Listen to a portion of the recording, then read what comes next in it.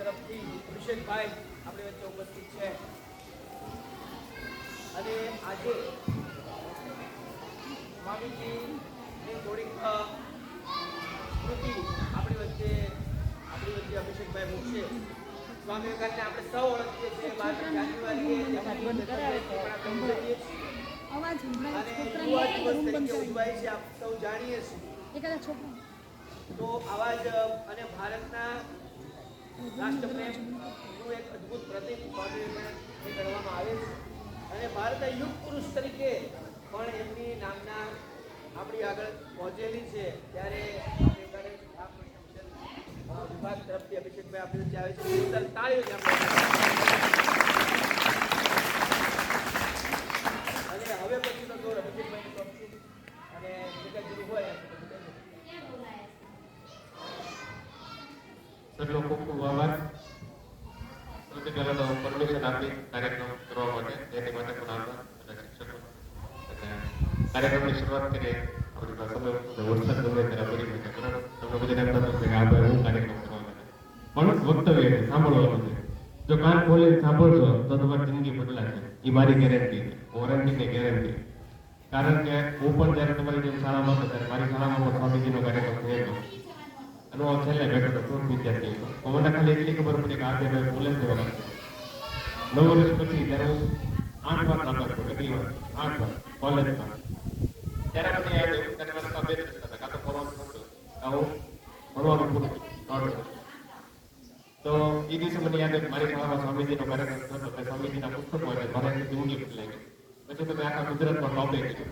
એટલે મને ખબર પડી કે આજે માહિતી છે સ્વામીજી એ જો બાળકોને નાનપણથી ખબર પડી જાય ઓકે તો બાળકો ફટાફટ પ્રગતિ કરી શકે. તો કાર્યક્રમની શરૂઆત કરી તો સ્વામીજી કહે છે 2 છોકરા અને 2 છોકરીઓ છે. કેટલા? 2 છોકરા અને 2 છોકરીઓ છે. એક છોકરો કે છોકરી છે એને દુનિયાના બધા પુસ્તકો વાંચી ગયા અને બીજો છોકરો કે છોકરી છે એને ખાલી 5 જ વસ્તુ વાંચી.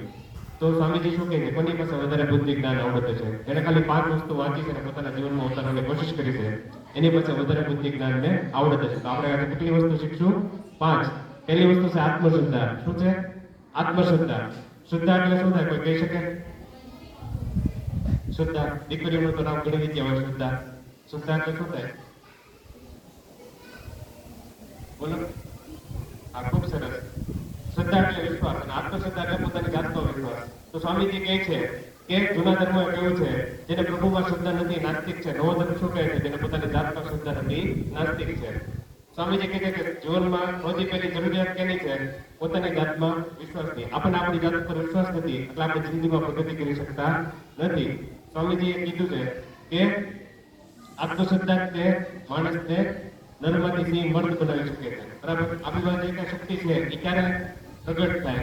જ્યારે આપણને આપણી જાત પર વિશ્વાસ હોય ત્યારે. સ્વામીજી હતા એને આખી દુનિયાનો પ્રવાસ કરેલો. પરિભ્રમણ કરતા કરતા અમેરિકા પહોંચ્યા અને યુરોપમાં પણ ગયા. અમેરિકા ગયા તો તમારી જેવા નાના નાના 5 બાળકો હતા બરાબર. નાના નાના બાળકો ભાઈઓ બહેનોને બોલાવ્યા અને પૂછ્યું કે કેન યુ ડુ ધીસ? શું તમે આ કામ કરી શકશો? તો બધી આંખમાં આંખ આપીને જવાબ આપ્યો કે yes we can do this. અમે આ કામ કરી શકશો. સ્વામીજી યુરોપમાં ગયા. અંગ્રેજો જેને આપણી ઉપર 250 વર્ષ રાજ કર્યું ન્યાય ગયા અને તમારી જેટલા નાના નાના ભાઈઓ બહેનોને બોલાવ્યા અને પૂછ્યું કે કેન યુ ડુ ધીસ? શું તમે આ કામ કરી શકશો? તો ત્યાં પણ નાના નાના ભાઈઓ બહેનોએ આંખમાં આંખ આપીને જવાબ આપ્યો કે yes we can do this. આપણે દેશમાં આવ્યા દીકરીઓ માટે તો શિક્ષણ જ નહોતું. અમુક જ શાળા હતી બરાબર. સાવિત્રીબાઈ ફૂલે ચાલુ કરી મહારાષ્ટ્રમાં. પણ છોકરાઓને બોલાવ્યા 5 છોકરાને બોલાવ્યા અને પૂછ્યું કે કેન યુ ડુ ધીસ? તો બધા નીચે જવા ગયા. શું કામ? કારણ કે આપણે શું ગુમાવી દીધું છે? આત્મશ્રદ્ધા ગુમાવી દીધી. શું ગુમાવી દીધું છે? આત્મશ્રદ્ધા. સ્વામીજી શું કહે છે કે હજારો વર્ષની ગુલામીને કારણે આપણને આપણી જાત પર વિશ્વાસ રહ્યો નથી. ખાલી આપણને જ નહીં પણ આપણા બાપાને કીધું હોય કે તમને તમારી જાત પર વિશ્વાસ છે તો એને પણ વિશ્વાસ નહીં હોય એટલે આપણે કોઈ દિવસ મહાન કાર્ય ન કરી શકીએ. સ્વામીજીએ શું કીધું કે જીવનમાં સૌથી પહેલા પહેલી જરૂરિયાત શેની છે? આત્મશ્રદ્ધાની. શેની જરૂરિયાત છે? આત્મશ્રદ્ધાની. પોતાની જાત ઉપર વિશ્વાસની. સ્વામીજી તો ત્યાં સુધી કહે છે કે આખી દુનિયા તલવાર લઈને ઉભી રહી જાય તમારી સામે. આખી દુનિયામાં તમારા મા બાપ ભાઈ બહેન મિત્ર શિક્ષકો પોતે શિક્ષક જ આ બધા શિક્ષકે તમારે એમ તલવાર લઈને ઉભો રહીને તમારો વિરોધ કરતો હોય બરાબર. મિત્ર વાલી બહેનપણી બધા તમારો વિરોધ કરતા હોય તો પણ જો તમને તમારી જાત ઉપર વિશ્વાસ હોય તો તમે આખી દુનિયાનો ઇતિહાસ બદલી શકો. એટલે સૌથી પહેલી જરૂરિયાત છે છે આત્મશ્રદ્ધાની. પોતાની જાત ઉપર વિશ્વાસની. આપણે તો કેવું થાય કે થોડા ઓછા માર્ક આવે બરાબર નાપાસ થાય હિંમત હારી જાય. શિક્ષક થોડું કીધે ત્યાં રોવા માંડીએ પણ એનાથી કામ બનવાનું નથી. સૌથી પહેલી જરૂરિયાત શેની છે? આત્મશુદ્ધિની. પહેલા પહેલી જરૂરિયાત છે પોતાની જાત ઉપર વિશ્વાસ કરવાની. થોડી વાર પછી આ કાર્યક્રમ પૂરો થઈ જશે, 5 વાગે સ્કૂલ પૂરી થાય, બધા ઘરે જશો તો એમાં ભૂલી જાવ આ શું કાર્યક્રમ હતો. આટલો તમને એક વાર્તા કહું. વાર્તા તમને આખી જિંદગી યાદ રહેશે અને સત્ય ઘટના છે, બરાબર? મેં પોતે બનાવેલી વાર્તા નથી.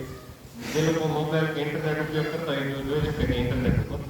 તો એક છોકરી હતી, એનો જન્મ થયો 19 ઓગસ્ટ 1950 ના દિવસે આ દેશની અંદર, દક્ષિણ ભારતમાં, સાઉથ ઇન્ડિયામાં. બરાબર? નીચે જાઓ, આપણે ગુજરાતમાં છીએ, વેસ્ટર્ન ઇન્ડિયા. તો સાઉથ ઇન્ડિયામાં તમે જાઓ, ત્યાં એક દીકરીનો જન્મ થયો 19 ઓગસ્ટ 1950 ના દિવસે મૈસૂરની અંદર. બરાબર? અત્યારે કર્ણાટક કહેવાય, આપણે બધા ગુજરાત રાજ્યમાં છે તો આપણી માતૃભાષા છે ગુજરાતી. એ છોકરી હતી, એનો કર્ણાટકમાં જન્મ થયો, એટલે ત્યાંની ભાષા કઈ છે? કન્નડ ભાષા. 1 થી 10 ધોરણ હતી આ છોકરી, એ કન્નડ ભાષામાં પડી. 11-12 ધોરણ એને અંગ્રેજી ભાષામાં પડી. 1 થી 10 ધોરણે કન્નડ ભાષામાં પડી એટલે જીવનમાં એને સૌથી પહેલો પ્રેમ કરી છે કન્નડ ભાષા સાથે. અને પછી 11-12 ધોરણ એને અંગ્રેજીમાં પૂરું કર્યું. 12મું ધોરણ પૂરું થયું એટલે એક દિવસ એના પપ્પાએ એને પૂછ્યું કે તારે શું બનવું છે, તારે આગળ કેમાં ભણવું છે? તેને કીધું મારે એન્જિનિયર બનવું છે. તેના પપ્પાએ કીધું કે એન્જિનિયર બને, ડોક્ટર બને, નર્સ બને, ઘણું બધું કરી શકાય, પણ એન્જિનિયર ન બને. એના પપ્પાએ એવું કેમ કીધું? કારણ કે એન્જિનિયરિંગ કોલેજ તો બધા છોકરા છે, કોઈ છોકરી હોય જ નહીં. એ કે ગમે તે મારે તો એન્જિનિયર જ બનવું છે. જો હોશિયાર વિદ્યાર્થીઓ ને એમ નામ ન માનવું, જલ્દી ન માનવું, કોઈનું ન માનવું. એના પપ્પા કીધું કે આ છોકરી એમ નહીં મને, એના કાકા મામા કોઈ ફુવા બધાને કીધું કે આ છોકરી સમજાવ કે એન્જિનિયર ન બને, ડોક્ટર બને, નર્સ બને, ગમે એ બને.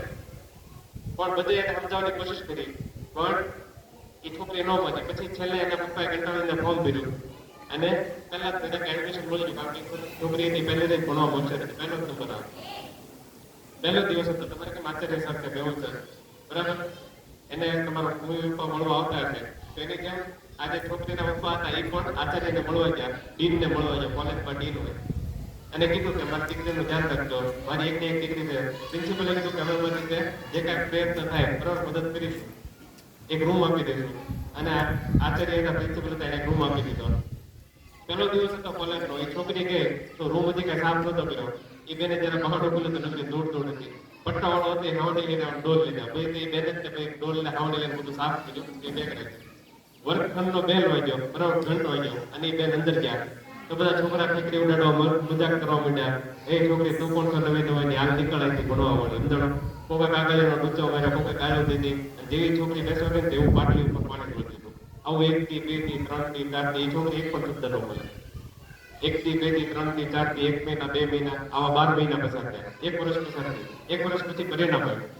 પરિણામ આવ્યું ને અને આખી યુનિવર્સિટીમાં એ છોકરીનો પહેલો નંબર આવ્યો. ખાલી કોલેજમાં નહીં, તમારી સ્કૂલ એક છે તો ક્લસ્ટર હોય ને, બરાબર? ક્લસ્ટરની અંદર કેટલી બધી સ્કૂલ હોય, એની જેમ યુનિવર્સિટીમાં કેટલી બધી કોલેજ હોય, બરાબર? આખી કોલેજમાં, આખી યુનિવર્સિટીમાં એ છોકરીનો પહેલો નંબર આવ્યો. અને જ્યારે એ છોકરીએ દરવાજાની અંદર પગ રાખ્યો ત્યારે બધા છોકરા એને સલામ કરી. તમે તને ગમે એટલી હેરાન કરી, મજાક ઉડાડી, મશ્કરી કરી, બરાબર? પણ તું હિંમત ન હારી. આજે હિંમત ન હારવું એને શું કહેવાય? આત્મશ્રદ્ધા. શું કહેવાય? આત્મશ્રદ્ધા, પોતાની જાત ઉપર વિશ્વાસ. આ તો હજી શરૂઆત હતી. પછી જેટલા પણ છોકરા એને ગાળો દેતા હતા, મશ્કરી કરતા હતા, મજાક કરતા હતા, એ બધા એના પાકા મિત્રો બની ગયા અને આખી જિંદગી એના મિત્રો હતા. પછી એ બધા એની પાસેથી શીખતા કે આને એટલું આવડે છે, આપણને કેમ નથી આવડતું. અને આ તો જે શરૂઆત હતી 1968 વર્ષમાં એને કોલેજમાં એડમિશન લીધેલું. પછી એને માસ્ટર ડિગ્રી કર્યું IISc બેંગ્લોરમાંથી, ઇન્ડિયન ઇન્સ્ટિટ્યૂટ ઓફ સાયન્સીસ બેંગ્લોરમાંથી. એની સ્થાપનામાં સ્વામી વિવેકાનંદનો મુખ્ય ફાળો છે, પણ આપણે સમય ઓછો છે એટલે આપણે એમાં નહીં જઈએ, બરાબર? અને પછી ત્યાંથી માસ્ટર ડિગ્રી પૂરું કર્યા પછી એને નોકરી મળી ટેલ્કોની અંદર. ટેલ્કો, નવું નામ છે ટાટા મોટર્સ, બરાબર? ઘણી બધી જગ્યાએ તમે ગાડી જોતા હોય, ટાટા મોટર્સ ની હોય, એનું જૂનું નામ છે ટેલ્કો, ટાટા એન્જિનિયરિંગ લોકોમોટિવ કંપની, બરાબર છે. તો એની અંદર આ છોકરીને નોકરી મળી. એમના લગ્ન થયા. 26 વર્ષની ઉંમર હતી. 1976 સાલ હતો. એક દિવસ એનો પતિ એની પાસે આવે છે અને કહે છે કે મેં આજે નોકરી મૂકી દીધી. બીજી વખત છોકરી હોય એના બધાને એટલું ગાંડો થઈ ગયો લાગે છે, પૈસા વગર આપણે કરશું, પણ આ છોકરી એવી નથી. એને બધું કાંઈ વાંધો નહીં, આપણી ખાલી એક નોકરી છે તો આપણે પ્રેમથી કરશું, જીવશું. એના પતિ એવું કીધું કે મારે કંપનીની શરૂઆત કરવી છે. તો આજે છોકરી તેને પછી પૈસા ક્યાંથી આવશે? ત્યારે એને કીધું કે આપણે લોન લઈશું. ત્યારે છોકરી એવું કીધું કે ના, લોન લેવાની જરૂર નથી, હું તમને મદદ કરીશ. છોકરીનો કેવો સ્વભાવ હોય કે મમ્મી પપ્પા બે ભાઈ બહેનને 10-10 રૂપિયા વાપરવા આપે, બરાબર? તો છોકરો હોય ને 10-10 રૂપિયા આપી દે. છોકરી હોય ને બહુ ભૂખ લાગે તો 5 રૂપિયા આપે, 5 રૂપિયા બતાવે, 1 રૂપિયા બતાવે. કારણ કે દીકરીઓનો પહેલેથી જ સ્વભાવ હોય કે પૈસા બચાવી રાખવા. આ જે છોકરી હતી એને તે નાનપણથી પૈસા બચાવેલા લગ્ન થયા ત્યાં સુધી, બરાબર, અને 10,250 રૂપિયા બચાવેલા. એમાંથી 10,000 રૂપિયા પોતાના પતિને આપ્યા. એમાંથી કંપનીની શરૂઆત થઈ. આજે કંપની દુનિયાના 70 થી વધારે દેશોમાં કામ કરે છે અને 4 લાખથી વધારે માણસો એમાં કામ કરે. 3 લાખ ભારત દેશમાં અને બીજા 1 લાખ બીજા દેશમાં. તો કહેવાનો મતલબ શું છે કે આ બધું કેને કારણે? પોતાની જાતમાં શ્રદ્ધા હતી એને કારણે, પોતાની જાતમાં વિશ્વાસ હતો એને કારણે. આ છોકરી ખાલી ત્યાં જ નથી અટકતી. એને 1996ની સાલમાં એક ફાઉન્ડેશનની સ્થાપના કરી. એ ફાઉન્ડેશન શું કામ કરે છે? પૂર આવ્યું હોય, ભૂકંપ આવ્યો હોય, શાળા પડી ગઈ હોય, બરાબર, વર્ગખંડ ન હોય, બહેનો દીકરીઓ માટે હોય વોશરૂમ અને ટોયલેટની સુવિધા ન હોય, પીવાના પાણીની સુવિધા ન હોય, લાઇબ્રેરી ન હોય, વાંચન ખંડ ન હોય, તો ત્યાં આ બેન મદદ કરે છે. આખા કર્ણાટક રાજ્યમાં 60,000 પુસ્તકાલય ખોલે. કેટલા? 60,000. અને 30 થી વધારે ભાષામાં પુસ્તકો લખેલા છે. 1996ની અંદર એક ફાઉન્ડેશનની સ્થાપના કરી જેને છેલ્લા 28 વર્ષની અંદર 100 થી વધારે વાર ભારત દેશને મદદ કરી છે. 2006ની સાલમાં ભારત સરકારે એને ચોથો સૌથી મોટો એવોર્ડ પદ્મશ્રીનો એવોર્ડ આપ્યો. 2023 એટલે ગયા વર્ષે એ બેનને, અત્યારે બેન દાદી થઈ ગયા, 74 વર્ષ, અત્યારે એ ભણાવે છે 74 વર્ષની ઉંમરે કોલેજમાં, ફ્રીમાં ભણાવે. 74 વર્ષના દાદી થઈ ગયા. જે છોકરીએ શરૂઆત કરી હતી અત્યારે દાદી થઈ ગયા. ગયા વર્ષે એને ભારત સરકારે પદ્મ વિભૂષણનો એવોર્ડ આપ્યો, બરાબર, પદ્મશ્રી, પદ્મભૂષણ, પદ્મ વિભૂષણ અને ભારત. તો આ છોકરી છે એનું નામ શું છે? કોઈ કહી શકે? કોઈ કહી શકે? આ સર, મેડમ, કેટલું બધું. હા, ખૂબ સરસ. તો મેડમને ખબર છે કે મેડમ પાસેથી ક્યારેક બેસીને માહિતી લેવાની, બરાબર. આપણે એમ થાય કે આ મેડમ પાવું છે, આ સર પાવું છે, થોડુંક થઈ જાય કે આપણે બાકી છે કે આનો ભાગો પણ ક્યારેક મેડમ પાસે, સર પાસે બેસવું જોઈએ અને માહિતી લેવી જોઈએ, બરાબર. મેડમને એટલું બધું ખબર છે તો આપણે એની પાસેથી માહિતી લેવી જોઈએ. તો મેડમે કીધું સાચું વાત છે. એમનું નામ છે સુધા મૂર્તિ. 30 થી વધારે પુસ્તકો લખેલા છે, બરાબર, કન્નડ ભાષામાં, અને મોટાભાગના પુસ્તકો બીજી ભાષામાં કન્વર્ટ થયેલા છે, એટલે કે ભાષાંતર થયેલું છે. મેં પણ ઘણા બધા પુસ્તકો વાંચેલા છે. તો જીવનમાં જ્યારે સમય મળે તો આ બધા પુસ્તકો વાંચજો તો તમારું જીવન બદલાશે, બરાબર. આ વખતે જે સરકાર બની તેમાં રાજ્યપાલ હતા, બરાબર, રાષ્ટ્રપતિ, એને એવું કીધું સુધા મૂર્તિને કે તમે આવો અને બેસો લોકસભામાં. You sit in the Lok Sabha with us to discuss the problems of new India, modern India. કારણ કે ભારત દેશમાં જે નવા નવા વિવિધ પ્રશ્નો આવી રહ્યા છે તેમાં ભણેલા ગણેલા માણસોની જરૂર છે, બરાબર. અનએજ્યુકેટેડ રાજકારણીઓ બહુ થઈ ગયા આપણા દેશમાં. તો સુધા મૂર્તિ અત્યારે લોકસભામાં છે, એની વાત દુનિયા સાંભળે છે. તો કહેવાનો મતલબ એમ છે કે આ બધું કેને કારણે થયું? આત્મશ્રદ્ધાને કારણે. કેને કારણે થયું? આત્મશ્રદ્ધાને કારણે. એક સમય એવો હતો કે ઇન્ફોસિસ ફાઉન્ડેશન જે 1996માં ચાલુ કર્યું ત્યારે એ બહેનોને મદદ કરવા ગઈ તો એ બહેનોના ગ્રુપે એને પથ્થરે મારેલા. ત્યારે હિંમત હારી ગઈ હતી. ત્યારે એના ઉપર એને હરીશો દેખાડીને કીધું કે આ એક છોકરી છે કે જે કોઈ હિંમત નહોતી હારી. ત્યારે એ છોકરીને ફરીથી પાછો વિશ્વાસ આવ્યો અને ફરીથી એને કામ ચાલુ કર્યું, બરાબર. તો કહેવાનો મતલબ એમ છે કે આ દુનિયામાં સૌથી પહેલી જરૂરિયાત શેની છે? આત્મશ્રદ્ધાની. શેની જરૂરિયાત છે? આત્મશ્રદ્ધાની, પોતાની જાત પર વિશ્વાસની. બીજી વસ્તુ છે નિડરતા. શું છે? નિડરતા, નિર્ભયતા. જીવનમાં કોઈ પણ બાબતથી ડરવાનું નહીં. આપણે નાની એમથી ઘટનામાં તોય ડરી જઈએ. જો અત્યારે કેટલા વાગ્યા છે? 3 ને 10 થઈ છે, બરાબર. આ તો હું 3 ને 10 તમને બોલાવું, ખાલી ગાડું હલતું અને ગાડો નવો થાય કેવો વધે એવો વાંધો એટલે અડધા બેમાં થઈ જાય. એ પૂછ્યું બાબો હાલો, કારણ કે આપણે આટલા બધા ડરપોક છીએ. નાનપણથી આપણા દિમાગમાં આટલા બધા ડર નાખી દીધેલા છે. સ્વામીજીએ કીધું કે ડરને ઉપાડીને ફેંકી દો. જ્યારે તમે જીવનમાં ડરશો નહીં ત્યારે તમે અદ્ભુત કાર્ય કરી શકશો. આપણે આખી જિંદગી ડરીને જ કામ કરીએ છીએ, એટલે આપણે જીવનમાં કોઈ મહાન કાર્ય કરી શકતા નથી. સ્વામીજી કહે છે કે નિડર બનો. સ્વામીજી કહે છે કે ઉપનિષદના પાનેથી એક જ ટોકાર આવી રહ્યો છે, અભિ એટલે કે નિડરતા. નિડર બની જાઓ. આપણે આખી જિંદગી એટલા બધા ડરીને જીવીએ છીએ કે આપણે જિંદગીમાં એક ડગલું આગળ વધી નથી શકતા. સ્વામીજીના જીવનમાંથી જોઈએ તો સ્વામીજીનું નાનપણનું નામ છે નરેન્દ્ર, બરાબર. પહેલા તો ગુજરાતીના 4થા ધોરણની પાઠ્યપુસ્તકમાં પાઠ આવતો નાનો નરેન્દ્ર, પછી પાઠ નીકળી ગયો છે. તો સ્વામીજીનું નાનપણનું નામ છે નરેન્દ્રનાથ દત્ત, એના પિતાનું નામ છે વિશ્વનાથ દત્ત, એના મમ્મીનું નામ છે ભુવનેશ્વરી દેવી. તો સ્વામીજી નાના હતા ત્યારે એકવાર ઝાડા ઉપર ઊંડા માથે લટકતા હતા અને નવગોપાલ મિત્રની વ્યાયામ શાળા હતી. તો બાજુમાં એક દાદા રહેતા હતા. એ દાદા આવ્યા ને કીધું કે એને નરેન્દ્ર હેઠો ઉતરી ગયા, ઝાડા ઉપર ન ચડે. તો નરેન્દ્ર હેઠો ઉતરી ગયો. એને પછી કેમ દાદા ઝાડા ઉપર કેમ ન ચડાય? તો દાદા એવું કીધું ઝાડા ઉપર શું રહે છે? ભૂત રહે છે. ભૂત. હવે નરેન્દ્ર હતા એના મમ્મીનું નામ ભુવનેશ્વરી દેવી. ભુવનેશ્વરી દેવીએ નરેન્દ્ર કોઈ ભૂતની વાર્તા જ નહોતી થઈ. એને રામાયણ મહાભારતની જ વાર્તા કરી. એને કોઈ ભૂત વિશે કીધેલું નથી. આપણે તો કેવું થાય, બહુ તોફાન કરીએ તો આપણે મમ્મી એવું કે ઉઈ જા, બરાબર, નગર તો બાગડો આવશે. બાબરો લો કે બાએ ઘડેલો, બાએ પોતે બનાવેલો, એવું કે ભૂત હોય નહીં અંદરનું. તમને ડરાવવા માટે, તમને ઉમરાવવા માટે, તમે તોફાન ન કરો એટલે તમને કઈ કે બાબડો આવે કે હોય જાય. પણ નરેન્દ્ર એને જિંદગીમાં પહેલી વાર સાંભળ્યું કે ભૂત વળી કેવું હોય, બરાબર? બ્રહ્મ રાક્ષસ વળી કેવું હોય? તેને વળી ઓલા દાદાને પૂછ્યું, બ્રહ્મ રાક્ષસ એટલે હું? એ ક્યાં રહે છે? એ શું ખાય છે? એ કેવા કપડા પહેરે છે? મારે મળવું છે, મળાવે.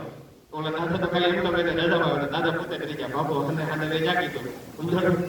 દાદા જેવા ગયા નરેન્દ્રભાઈ ગાડો ઉપર ચડી ગયા અને હિંચકા ખાવા માંડ્યા. તેના બધા ભાઈબંધ હતા હરીની, એ બધા રાખી એ નરેન્દ્ર હેઠો ઉતરી જાય, ગાડા ઉપર ભૂત રહેશે. નરેન્દ્ર એવું કીધું કે ગાડા ઉપર ભૂત કઈ રહેતું નથી. હું નાનો હતો ત્યારથી આ ગાડો ઉપર હિંચકા ખાઉં છું, મેં મારી આંખથી કઈ જોયું નથી. આ ઘટના ઉપર સ્વામીજી કહે છે, બરાબર? સ્વામીજી જયારે મોટા છે ત્યારે અમેરિકામાં સ્વામીજી કહે છે કે કોકા કે માની લો, ચકાસો, હું કરો ચકાસો. કોકા કીધું ભાઈબંધ બેનપણી, બરાબર? કે શિક્ષકે કીધું એટલે માની લો ચકાસો.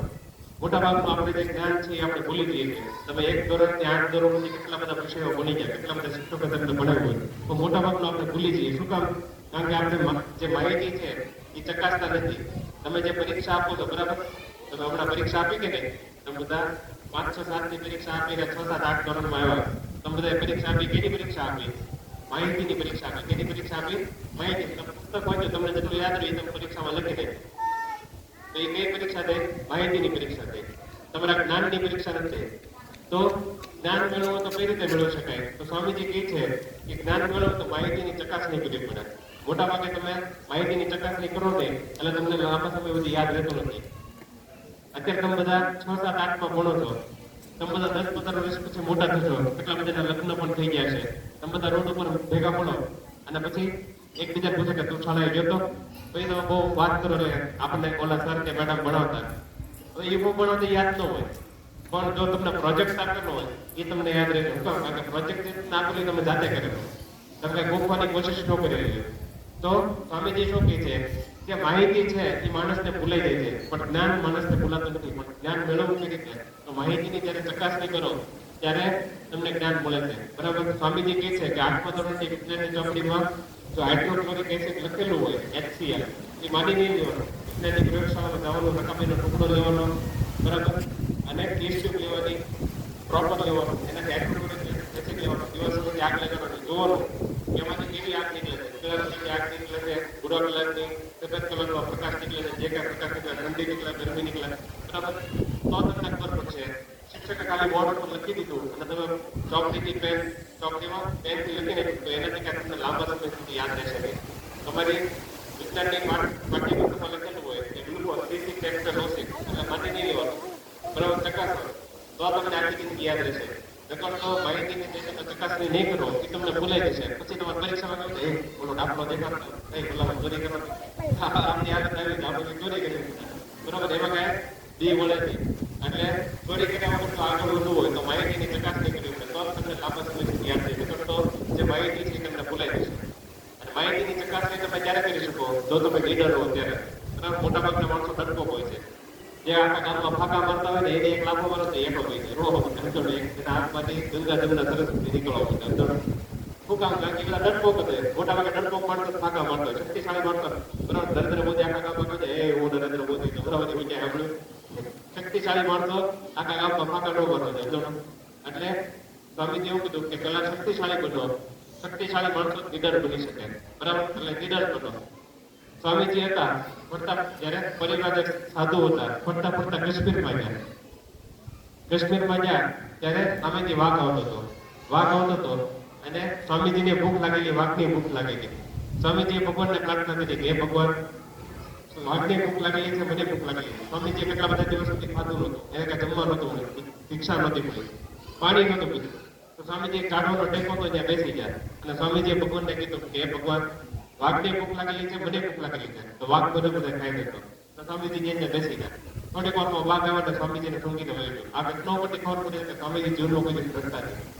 હજી ઘણા બધા ઉદાહરણ છે પણ આપણી પાસે સમય ઓછો છે. સ્વામીજી જયારે નાના હતા નરેન્દ્ર, ત્યારે આવું જ એક મોટું મેદાન હતું, તો એમાં હિંચકો ઉભો કરવાનો હતો. હિંચકો બહુ ભારે હતો, બરાબર? કેટલા બધા માણસો જોતા હતા. એમાં એક અંગ્રેજ હતો ને એ પણ જોતો હતો. પેલા તો આપણે ગુલામ હતા એટલે અંગ્રેજોનું નામ સાંભળીને બધા ભાગી ગયા, સમજાણું? પણ નરેન્દ્ર તો પહેલાથી કેવા હતા? લીડર હતા. હિંચકો ઊંચો નહોતો થતો એટલે એને અંગ્રેજને કીધું કે can you come and please help us. તો ઓલો અંગ્રેજ રાજી થઈ ગયો કે આ છોકરો કેટલો બહાદુર કહેવાય, એ મને બોલાવાય. એ અંગ્રેજે આવો મદદ કરવા. અંગ્રેજ આવો ને હિંચકો ઊંચો કરવા માંડ્યા, પણ એમાં એવું થયું કે હિંચકાનો વજન ઓછો હતો તો એક બે બાળકો હતા એને હિંચકો મૂકી દીધો. એ હિંચકો છૂટી ગયો અને સીધો અંગ્રેજના માથા ઉપર આવ્યો અને એના માથામાંથી લોહી નીકળ્યો. અંગ્રેજને બેભાન થઈ ગયો. તો જેટલા ભારતવાળા હતા ને એ બધા ભાગી ગયા. હાલો ભાગો, નકર આપણે જેલમાં મૂકી દે. બધા ભાગી ગયા, પણ નરેન્દ્ર ન ભાગ્યા. એ ન્યાય કર્યા, એને ધોતી પહેરી, ધોતીમાંથી પાટો કર્યો, ધોતી પાડી દેવાથી પાટો કર્યો, એને થોડું પાણી નાખ્યું, એને ભાનમાં લેવાનું, બાજુમાં શાળા હતી ત્યાં એને લઈને આવ્યા. થોડાક દિવસ અઠવાડિયા સુધી એને રાખ્યા અને ડોક્ટરને બોલાવીને એની સારવાર કરી, થોડાક પૈસા આપ્યા. એ અંગ્રેજ ખલાસી રાજી થઈ ગયો કે આ છોકરો કેટલો હિંમતવાળો છે. બરાબર. તો નરેન્દ્ર હતા એ નાનપણથી જ ડરતા હતા. એકવાર વેટિયાપુર કલકત્તાની એક જગ્યા છે ત્યાં મેળો આવેલો. મેળો આવેલો તો મેળામાં જવા માટે પાસ જોઈએ અને અંગ્રેજ અધિકારી પાસેથી જોઈએ. તો આગળ થઈ ગયા ને નરેન્દ્ર, ત્યાં ચોકીદાર બેઠો હતો. એ નાના છોકરાને અહીંયા જવાની મંજૂરી નથી એટલે નરેન્દ્રને કાઢી નાખ્યો. નરેન્દ્ર શાંતિથી ઘડી ઉભો રહ્યો એને જોયું કે શું ઘટના છે. પાછળથી માણસો જતા હતા. નરેન્દ્ર પાછળથી ગયા અને અંગ્રેજ અધિકારી પૈકી સાઈન લઈને આવી ગયા સમજાણું. અને પછી આગળના દરવાજાથી નીકળ્યા અને ઓલા ચોકીદારને કીધું જો મારી પાસે સાઈન છે આવું જઈ સમજાણું. પછી મેળામાં ગયા અને મેળામાંથી પાછા આવ્યા. મેળામાંથી જયારે પાછા આવતા હતા ત્યારે એનો ભાઈબંધ હતો એ ભયંકર બીમાર પડી ગયો, એને તાવ આવતો હતો. બધા એની મસ્કરી મજાક ઉડાડવા માંડ્યા. બધા છોકરા તો બધા એવા હતો આખો દી મસ્તી મજાક જ કરતા હોય, શિક્ષક ભણાવતા જ નહીં. તો બધા મજાક ઉડાડવા માંડ્યા. નરેન્દ્ર આગળ નીકળી ગયા પણ થોડીક વાર પછી નરેન્દ્રને એમ થયું કે આ છોકરાને હાથે તાવ આવતો હતો, એને કપાળ હાથ રાખ્યો તો એને ભયંકર તાવ આવતો હતો. તો નરેન્દ્ર એને ફટાફટ ઘોડાગાડી લઈને એના ઘરે મૂકી આવ્યા અને એની દવા દારૂની વ્યવસ્થા કરી. પછી આવો જ એક ઘટના છે. મેટિયાપુરનો જે મેળો હતો ત્યાંથી જયારે પાછા આવતા હતા ત્યારે કેવું થયું કે એ લોકો હોડીમાં પાછા આવતા હતા. હોડીમાં પાછા આવતા હતા એક છોકરો હતો ને એને ઉલટી કરી હોડીની અંદર. તો ઓલો જે હોડીવાળો હતો ને એ ખીજાણો કે તમે હા ડોબા જેવા ખબર નથી પડતી, આખી હોડી ઉગાડી નાખી. કોઈને હેઠો ઉતરવા ન દેવું હોડીમાંથી, જ્યાં ગંગા નદીનો કિનારો છે. એને કીધું કે પેલા સાફ કરો, આજે ઉલટી કરી છે તો તમને હોડીમાંથી હેઠો ઉતરવા દો. ઓલા બધા છોકરા હતા એને બધા ભેગા મળીને કીધું કે અમે તમને ડબલ ભાડું આપી દઈએ. એ કે એમ નહીં, આ હોડી સાફ કરો. નરેન્દ્ર હતા એ ખૂણા ઉપર બેઠા હતા બરાબર. એને જોયું કે બે અંગ્રેજો જ્યાંથી પસાર થાય છે એને તરત જ ઠેકડો મેળ્યો. ઓલો જે હોડીવાળો હતો એ બધા માથાકૂટ કરતો હતો ત્યાં નરેન્દ્ર ઠેકડો મારી ઓલા અંગ્રેજો પાસે ગયા અને કીધું કે આ જે હોડીવાળો છે એ દાદાગીરી કરે છે, એને કહેતો એ સીધો હાલે બરાબર. ઇંગ્લિશમાં કીધું ફાટી તૂટલી ઇંગ્લિશમાં, કારણ કે ત્યારે નરેન્દ્ર એટલું બધું ઇંગ્લિશ આવડતું નહોતું. પણ આ બધી ઘટનાઓ પરથી ખબર પડે કે સ્વામીજી હતા નાનપણથી જ નીડર હતા. એકવાર ફરતા ફરતા વારાણસી ગયા ત્યારથી સંન્યાસી બની ગયા હતા, સાધુ બની ગયા હતા. ફરતા ફરતા વારાણસી ગયા, ક્ષીર ભવાની માતાનું મંદિર હતું. એક બાજુ તળાવ હતું અને એક બાજુ વંડી હતી. એક જ રસ્તો હતો મંદિર આવવા જવાનો. તો મંદિરે દર્શન કરીને જયારે પાછા આવતા હતા ને તો વારાણસીમાં આટલા મોટા મોટા વાંદરા હોય. તમે અમદાવાદ ને વડોદરા જાઓ તો આટલા નાના નાના વાંદરા હોય. વારાણસીમાં રામ ભગવાન હતા ને હનુમાનજી મહારાજ ત્યાં રહેતા સમજાણું, એટલે ત્યાં આટલા મોટા મોટા વાંદરા. તો વાંદરા સ્વામીજીની પાછળ પડ્યા. સ્વામીજી જીવન પર ડરતા નહીં પણ વાંદરા પાછળ પડે તો હું કરું એને ખબર નહોતી. તો સ્વામીજી જોયું કે પાછળ વાંદરા પડે તો સ્વામીજી ઝડપથી હાલવા માંડ્યા. સ્વામીજી ઝડપથી હાલ્યા તો વાંદરા ઝડપથી હાલવા માંડ્યા. સ્વામીજી દોડવા માંડ્યા તો વાંદરા દોડવા માંડ્યા. વાંદરા દોડવા માંડ્યા તો એક સાધુ હતા 90 વર્ષના, 80-90 વર્ષની ઉંમર હશે. એ સાધુ યાદ રહેતા, એને ખબર કે વાંદરા શું કરે. એને રાડ પડી કે સ્ટોપ એન્ડ ફેસ ધ બ્રૂટ્સ, ઉભા રહો અને દુષ્ટોનો સામનો કરો. તો સ્વામીજીનો આ જે ફોટો છે ન્યુયોર્કમાં પડાવેલો છે બરાબર 1893માં. આ જે ફોટો છે એ ત્યાં મહિલા મંડળ હતું બરાબર, સિસ્ટર્સ ક્લબ, ત્યાં આ ફોટો પડાવેલો છે. સ્વામીજી ત્યાં વક્તવ્ય આપેલું કે એક બેને પૂછ્યું કે જ્યારે જીવનમાં મુશ્કેલી આવે ત્યારે શું કરવું જોઈએ. તો સ્વામીજીએ આ ઘટના કીધેલી કે વારાણસીમાં જ્યારે હું હતો ત્યારે મારી પાસે વાંદરા પડેલા. પછી એક સાધુએ કીધું કે સ્ટોપ એન્ડ ફેસ ધ બ્રૂટ્સ, ઉભા રહીને દુષ્ટોનો સામનો કરો. તો સ્વામીજી કીધું હું પાછળ ફેર્યો અને બધા વાંદરાની આંખમાં આંખ નાખીને જોયું તો બધા વાંદરા ગુમ થઈ ગયા. આ ઘટનાઓ પરથી સ્વામીજી એમ કહે છે કે જ્યારે જીવનમાં ભયંકર મુશ્કેલી આવે ત્યારે ભાગવાની કોશિશ ન કરો પણ એનો સામનો કરો. શું કરો? સામનો કરો. તમે આંખમાં આંખ નાખીને એનો સામનો કરશો તો બધી મુશ્કેલી ગાયબ થઈ જશે. પણ જો એમાંથી ભાગવાની કોશિશ કરશો, છટકવાની કોશિશ કરશો તો તમે જિંદગીમાં કોઈ દિવસ પ્રગતિ કરી શકશો નહીં અને તમે આખી જિંદગી ડરમાં કાઢશો. તો જ્યારે નિષ્ફળતા આવે ત્યારે શું કરવાનું છે? એનો સામનો કરવાનો છે. આપણે ગણિત વિજ્ઞાનમાં ઓછા માર્ક આવે, દર વર્ષે ગણિત વિજ્ઞાનમાં 3.5 લાખ વિદ્યાર્થી નાપાસ છે. 7-8 લાખ વિદ્યાર્થી બોર્ડમાં હોય, 10મા ધોરણમાં એટલા બધા વિદ્યાર્થી નાપાસ થાય. તો કેટલા બધા આત્મહત્યા કરી લે, કેટલા બધા નાસીપાસ થઈ જાય, કેટલા બધા બીજી વાર પરીક્ષા ન આપે. તો આપણે આવું કરવાનું નથી, હિંમત હારવાની નથી બરાબર. આપણે જે વિષયમાં નબળા હોઈએ તો આપણે એનો સામનો કરવાનો છે. આપણે સ્વીકારવાનું છે કે હું આ બાબતમાં નબળો છું અને એમાં મહેનત કરવાની છે. પણ આપણે એવું સ્વીકારતા નથી અને આપણે છટકવાની કોશિશ કરીએ છીએ. આપણે છટકબારી કરીએ કે હાલો આવો ભણવા નથી, આપણે ખેતર રહીએ છીએ, મજૂરી રહીએ છીએ, આ કરી નાખીએ, તે કરી નાખીએ. એવું ન કરાય. તમે સ્વીકારો કે આ હું નબળો છું અને એમાં મહેનત કરો તો તમે 100% પ્રગતિ કરી શકશો. સામનો કરો, બરાબર, જે કઈ મુશ્કેલી આવી છે એનો, તો પ્રગતિ કરી શકશો. એટલે નીડર બનો, જીવનમાં કોઈ દિવસ ડરો નહીં. સૌથી પહેલી વસ્તુ આપણે શું શીખ્યા? આત્મશ્રદ્ધા. શું શીખ્યા? બીજી વસ્તુ નિર્ભયતા, નિડરતા, બરાબર, કોઈ પણ બાબતથી ડરવાનું નહીં. ત્રીજી વસ્તુ છે એકાગ્રતા. શું છે? એકાગ્રતા. તો એક છોકરો કે છોકરી છે, બરાબર, એનો ક્લાસમાં પહેલો નંબર આવે, બીજો છોકરો છોકરી છે એનો ક્લાસમાં છેલ્લો નંબર આવે. એકને 50 માંથી 50 હોય, 100 માંથી 100 માર્ક હોય. બીજો છોકરો છોકરી છે એને 0 માર્ક આવતા હોય, કાંઈ 1-2 માર્ક આવતા હોય. આપણને એમ થાય કે આ શું આમ ડોબો છે, કે ભણવામાં રસ નથી. હું નવો શિક્ષક તરીકે લાગ્યો ને તો ઘણા વર્ષો પહેલાની વાત છે, 2011-12 બરાબર. તો જે છોકરા છોકરી ભણતા હોય સીધા એક લાફા ભણતા, એ ભણવામાં ધ્યાન કેમ નથી, બરાબર, પણ ત્યારે ખબર ન કે એકાગ્રતા શું છે. તો સ્વામીજી કહે છે કે એક છોકરો કે છોકરી છે એનો ક્લાસમાં પહેલો નંબર આવે, જ્યારે બીજો છોકરો છોકરી છે એનો ક્લાસમાં છેલ્લો નંબર આવે. શિક્ષક એક જ છે, બરાબર, શિક્ષક છે મેડમ, જે કોઈ એક જ છે. વિદ્યાર્થીઓ 30 છે, પણ એકનો પહેલો નંબર આવે, એકનો છેલ્લો નંબર. એની પાછળનું કારણ શું? એની પાછળનું કારણ છે એકાગ્રતા. શું છે? એકાગ્રતા. જે છોકરાનો પહેલો નંબર આવે છે એની એકાગ્રતા વધારે છે, જેનો છેલ્લો નંબર આવે છે એની એકાગ્રતા ઓછી છે. એની એકાગ્રતા ઓછી છે એટલે એને કઈ સમજમાં નથી આવતું. એને સમજમાં નથી આવતું એટલે એને ભણવામાંથી રસ ઉઠી ગયો. એના ભણવામાંથી રસ ઉઠી ગયો એટલે ધ્યાન નથી આપતું. બરાબર, આ બધું એકરા જોડાયેલું એકબીજા સાથે. જ્યારે નવો શિક્ષક તરીકે લાગ્યો ત્યારે આવી બધી કઈ ખબર નથી. પણ જેમ જેમ હું સ્વામીજીના પુસ્તકો વાંચતો ગયો એમ ખબર પડી કે એકાગ્રતા બહુ કિંમતી વસ્તુ છે. પછી તો જીવનમાં ઘણી પ્રગતિ કરી. કેટલા બધા વિદ્યાર્થી એવા વિદ્યાર્થીને પાસ કરાવ્યા કે જેને 0 માર્ક આવતા ગણિતમાં, એવા વિદ્યાર્થીને પાસ કરાવેલા છે કે જે ગણિતનું નામ આવડીને રડવા માટે સીધા ટોયલેટમાં આવે, બરાબર, એવા છોકરાઓને પાસ કરાવ્યા. પણ કેટલા બધા એવા વિદ્યાર્થીને પાસ કરેલા છે જેને આખા ભાવનગરમાં ના પાડી દીધી કે તને કોઈ પાસ જ નહીં કરે સુધાર. એવા વિદ્યાર્થીને પાસ કરીને આજે ફોરેન મોકલી દીધેલા. શું કામ? કારણ કે સ્વામીજી જે ફોર્મ્યુલા આપેલા છે એ બધા 100% ફૂલ પ્રૂફ છે. તો આપણે બધા એક પ્રયોગ કરીએ, કહીએ બધા આમ તો 3 પ્રયોગ કરીએ, બરાબર, તૈયાર ને બધા? તો ટટ્ટાર બેસો હાલો. તમારો જમણો હાથ ની આ રાખો, જમણો હાથ. તો તમારે જોવાનું છે તમારું ડાબુ નાક છે આ બાજુ છે, તમારો ચહેરો આ બાજુ છે, તમારું ડાબુ નાક આ બાજુ છે. તમારે જોવાનું છે કે ડાબા નાકમાંથી કેટલા બહેનો ભાઈઓને શ્વાસ આવે છે, બરાબર. ડાબા નાકમાંથી કોઈ બહેનો ભાઈઓને શ્વાસ આવે છે?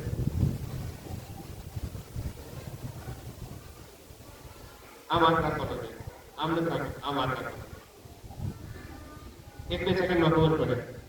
ન ખબર પડી ત્યારે કાંઈ વાંધો નહીં, હાલો આ પહેલો પ્રયોગ પૂરો. કોઈને ડાબા નાકમાંથી શ્વાસ નથી આવતો? હાલો કાંઈ વાંધો નહીં, બીજો પ્રયોગ કરીએ. ફરીથી યાદ રાખો, ટટ્ટ બેસો, ફરીથી યાદ રાખો. તમારું જમણું નાક આ બાજુ છે, જમણા નાકમાંથી કેટલા બહેનો ભાઈઓને શ્વાસ આવે છે? તમારો ચહેરો આ બાજુ છે, તમારું જમણું નાક આ બાજુ છે. જમણા નાકમાંથી કેટલા બહેનો ભાઈઓને શ્વાસ આવે છે? 1 જ સેકન્ડમાં ખબર પડે. થોડાક વિદ્યાર્થીઓ ઘણા બધા, બરાબર. હજી હમણાં જ મેં કીધું ડરો નહીં, તો એકબીજાનું છે કે આ આખું તો કરે તો આખું તો કરું, બરાબર. આ રીતે તમને તો ખબર છે ને કે જમણા નાકમાંથી ના બને, બરાબર. હજી મેં હમણાં સમજાવ ડરો નહીં, તો એકબીજાનું છે કે આ આખું તો કરે તો મારો ભાઈબંધ છે એ આખું તો કરે તો કરું, બરાબર. આ બીજો પ્રયોગ પૂરો થઈ ગયો. ત્રીજો પ્રયોગ ફરીથી યાદ રાખો, બરાબર.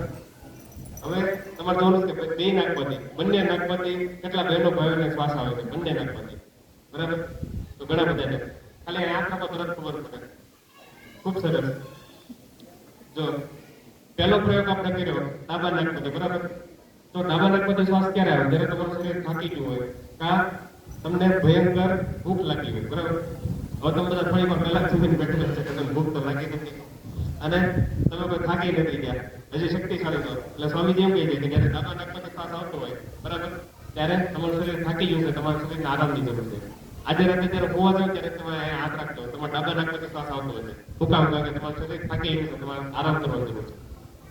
ડાબા નાકમાંથી જ્યારે શ્વાસ આવતો ત્યારે શરીર થાકી ગયું છે. બીજો આપણે પ્રયોગ કરીએ જમણા નાકમાંથી. જમણા નાકમાંથી શ્વાસ આવતો એનો મતલબ એમ છે કે તમારું શરીર કેવું છે? શક્તિશાળી છે. કેવું છે? શક્તિશાળી છે. થોડી વાર કલાક તમે જમીન બેઠેલા છો, બરોબર, એટલે અત્યારે તમારું શરીર શક્તિશાળી છે. તો જ્યારે શરીર શક્તિશાળી હોય, જમણા નાકમાંથી શ્વાસ આવતો હોય, ત્યારે કામ કરવાનો સમય છે. કેનો સમય છે? કામ કરવાનો સમય છે, આરામ કરવાનો સમય નથી. શિક્ષક કે દાખલો ગણો તો ગણવાનો છે. આપણે બધા શું કરીએ? સરકારે જે આપણને નોટબુક આપી હોય, પેન આપી હોય, એની કઈ આરતી ઉતારવા માટે નથી આપી, બરાબર, કે મંદિરમાં રાખીને આરતી ઉતારો. શિક્ષક કે દાખલો ગણો એટલે ગણવાનો છે. શિક્ષક કે સુભાષિત લખો તો લખવાનું. શિક્ષક કે કાવ્ય લખો તો લખવાનું. શિક્ષક કે આ પદ્ય લખો તો લખવાનું છે, ગદ્ય લખો તો લખવાનું છે. આપણે બધા શું કરીએ?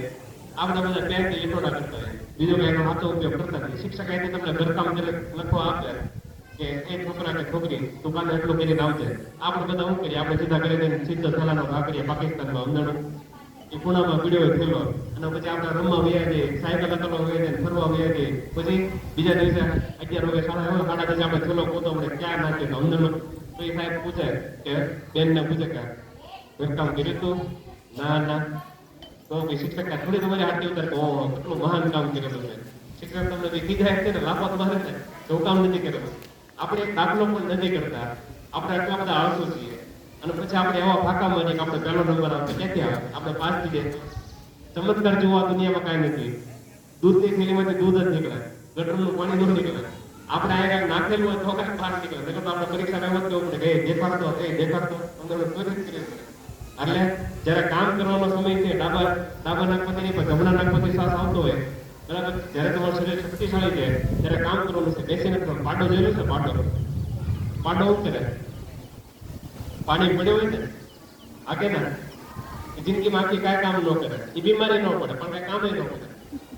આપણે માણસ છીએ. સ્વામીજીએ કીધું કે વી આર હ્યુમન બીંગ્સ, બરાબર, it is better to wear out than rust out. સ્વામીજી કહે છે કે જો માણસનો જન્મ મળ્યો છે તો કાંઈક એવું કામ કરીને જાઓ કે આ દુનિયા તમને યાદ રાખે. તો જ્યારે કામ કરવાનો સમય છે ત્યારે કામ કરવાનું. શિક્ષક કહે કે દાખલો ગણો તો ગણવાનો છે. શિક્ષક કહે કે પદ્ય લખો તો લખવાનું છે, સુભાષિત લખો તો લખવાનું છે, બરાબર. શિક્ષક કહે કે આ પ્રયોગ કરો તો કરવાનો છે. બેસી નથી દેવાનું. બહુ વધારે મસ્તી કરશો તો જિંદગીમાં કોઈ જ્ઞાન નહીં મેળવી શકો, અભ્યાસ નહીં કરી શકો. એટલે જ્યારે જમણા નાકમાંથી શ્વાસ આવતો હોય ત્યારે કામ કરવાનું છે. શિક્ષક કહે કે દોડો તો દોડવાનું છે, બરાબર. તમે દોડશો તો તમને ફાયદો થશે, શિક્ષકને કાંઈ ફાયદો નહીં થાય. તો અમુક 1-2 જણા હોય ને સાહેબ પગમાં દુખી જાય, પેટમાં દુખે, કાંઈ ન દુખતું હોય, અંદર દોડવું ન હોય, ખાલી બેઠા છે ને લાજરી દોડવું છે અંદર. તો એટલે શિક્ષકને એમ જ કહે કે નથી દોડવું. શિક્ષકને ખબર આ ખોટું બોલે થાવ, કારણ કે તમને પહેલેથી કેટલા વર્ષોથી ભણતો થાય, પહેલા વર્ષથી ભણતો થાય, શિક્ષકને ખબર પડી જાય આ ખોટું બોલે. પણ જે દોડી નથી શકતા, જે કસરત નથી કરી શકતા, એનું જીવનમાં કાંઈ ભૂલું થઈ શકે નહીં. સ્વામીજી હતા અલવરમાં ગયા. ક્યાં ગયા? અલવર, રાજસ્થાનમાં આવેલું છે. અલવરમાં ગયા તો એક ભાઈ હતા, એના ઘરે રોકાણા. એ ભાઈ હતા ને એ સવારે 5 ટીકડી ખાય, બપોરે 5 ટીકડી ખાય, રાતે 5 ટીકડી ખાય. સ્વામીજી પેલા 2 દિવસ જોયું કે આ ભાઈ શું કરે છે. 2 દિવસ પૂરા થાય પછી એને કીધું ભાઈ આ તમે ટીકડી કેની ખાવ, દવા કેની ખાવ છો? એ કાંઈ નહીં, મને થોડું પેટમાં દુખે છે, થોડું માથું દુખે છે, આ થાય છે.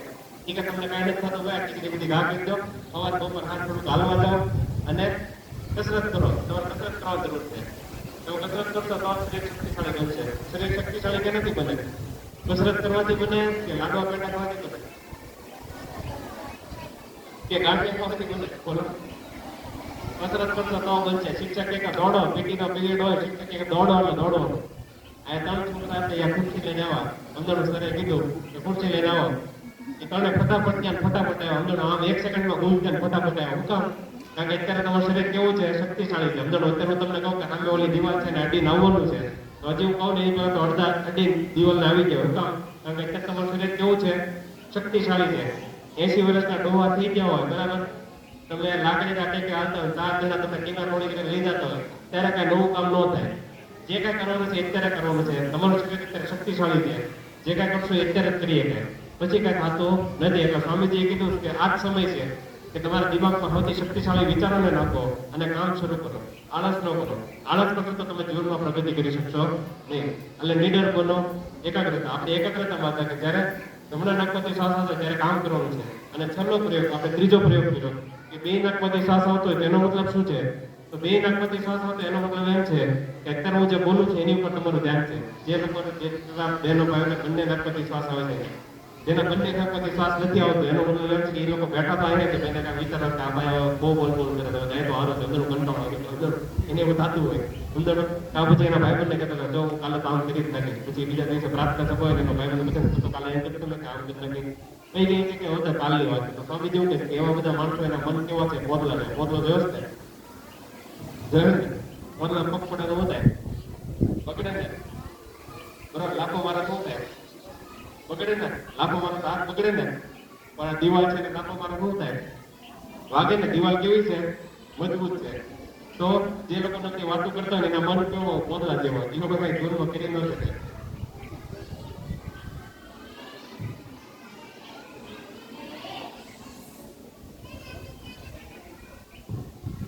એટલે આપણે કેવા બનવાનું છે? શક્તિશાળી બનવાનું. કેવા બનવાનું છે? શક્તિશાળી. ખાલી વાતો નથી કરવાની, પણ કામ કરીને દેખાડવાનું છે. જે લોકો કામ કરીને દેખાડે એના મન કેવા હોય? મજબૂત હોય. આપણે ગુજરાતીમાં એક કહેવત છે, બરાબર, કે મન હોય તો માળવે જવાય. બરાબર, એનો મતલબ શું છે? કે જેનું મન શક્તિશાળી હોય ને એ માળવે જઈ શકે, એટલે ઉપર જઈ શકે, આગળ વધી શકે. જેના મન નબળા હોય જીવનમાં કાંઈ ન કરી શકે, એ ખાલી વાતો જ કરી શકે. તો એકાગ્રતા, જેના ડાબર જમણા નાકમાંથી બે નાકમાંથી શ્વાસ આવે એનો મતલબ એમ છે કે તમારું મન અત્યારે એકાગ્ર છે. સ્વામીજી કહે છે કે જે છોકરા કે છોકરીનો ક્લાસમાં પહેલો નંબર આવે છે તો એના બે નાકમાંથી જે શ્વાસ આવતો એનો સમય કેવો હોય? વધારે હોય, 7 કલાક, 8 કલાક, 10 કલાક. જે છોકરો કે છોકરી છે જેના બંને નાકમાંથી શ્વાસ આવતો હોય, બરાબર, એ સમય ઓછો હોય, જેનો કેવો નંબર હોય? 6લો નંબર આવતો હોય, 5 માર્ક આવતો, 10 માર્ક આવતો હોય. તો સ્વામીજી કહે છે કે આ સમય વધારી શકાય, તો આ સમય વધારી શકાય કઈ રીતે? તો તમે બધા દરરોજ જ્યારે પ્રાર્થના સભા હોય ત્યારે કુંભક પૂરક રચક કરો છો ને, હા કે ના? તો તમે બધા 50% તો વસ્તુ જાણો જ છો, પણ એની આખી આ જે કુંભક પૂરક રચક કરતા હશો, તમને શિક્ષક કરા તો તમને એમ થાય કે આ શું શિક્ષક દરરોજ કુંભક પૂરક રચક કરો, આમાં શું છે? એ આખી વૈજ્ઞાનિક પદ્ધતિ, એ રીતે સાયન્ટિફિક એપ્રોચ, બરાબર, કેટલો સાયન્ટિફિક એપ્રોચ છે એ તમને સમજાવું તો બધા ટકતા કહેશો આગળ. તમારું જમણું નાક છે તમારે જમણા અંગૂઠાથી બંધ કરવાનું છે, બરાબર, ડાબા નાકથી શ્વાસ લેવાનો છે 4 સેકન્ડ માટે. બધા ડાબા નાકથી શ્વાસ લેશો, બરાબર. પછી બંને નાક બંધ, પછી જમણા નાકથી શ્વાસ છોડવાનો,